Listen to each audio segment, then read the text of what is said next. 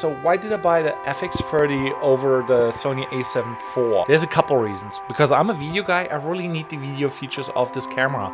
The Sony a7 IV has no 4K 120. It also does not have the full HD 240 frames per second, what gives you a slow motion up to 10%, what is crazy. It still takes photos. Obviously there's rolling shutter and stuff like that, but if you plan for it and you shoot with it, it's fine. Yeah, I come from the Sony a7 III, and that is like a full frame camera, so why would I go with a crop frame camera? Beforehand, I was a GH5 user. That means for all the Panasonic people out there, yes, I jumped ship a couple cameras ago, but reason being is the Sony's ecosystem is way friendlier because like all the E-mount lenses fit other cameras, and with the GH5, GH6 and the full frame whatever, yeah, the APS-C lenses fit the full frame lenses. And after having the experience with the GH5, I know it does not really matter if this is a crop or no crop, because you can take a step back, you also can adjust your position, you can buy the right lens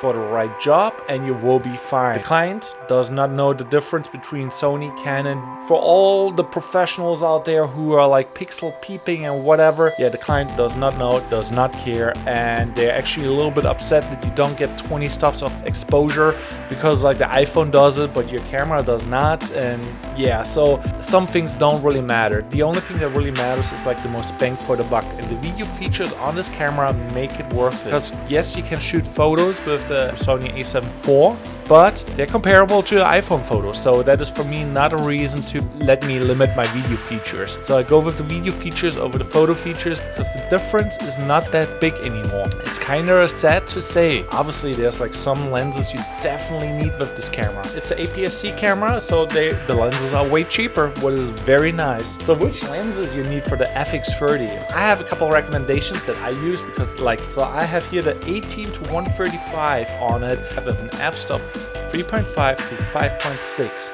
That's not that bright, but for low light, obviously the ISO is probably not that good, people will say, but it's still having dual ISO and is really decent in the low light department.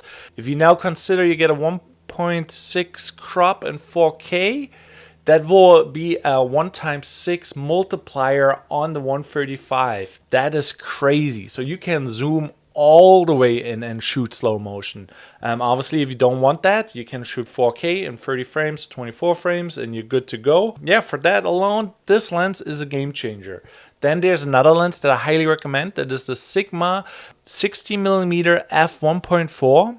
And that lens is my favorite because like obviously it gives you the bokeh or bokeh or however you want to call it, and it's really nice, and the low light capabilities will bring this camera to a new level because you have the dual ISO. And with that lens you basically don't need to worry about like, oh, it does not have the 12,800 dual ISO. It is good enough. Another crazy good lens that you should get is the Laowa 9mm zero distortion for APS-C. This will be like $400 and it will give you a zero distortion. It will be really good for the real estate videos. Zero distortion, it's a game changer. I highly recommend picking the lens up because like even with the crop, it's like then the 16 or 15mm lens, what is still very wide, but zero distortion, that's a game changer. So the APS-C lineup is really strong for this camera, and it's actually making more sense than like the full frame counterparts because like you get the resolutions, you get the frame rates, you get cheaper lenses. Why would you do it otherwise? Like, yes, the dual ISO at those high levels are great, but you don't really need them. You got the S-Log free. If you overexpose, it's fine, and you just have to add some lights sometimes, but overall, this is a really good camera.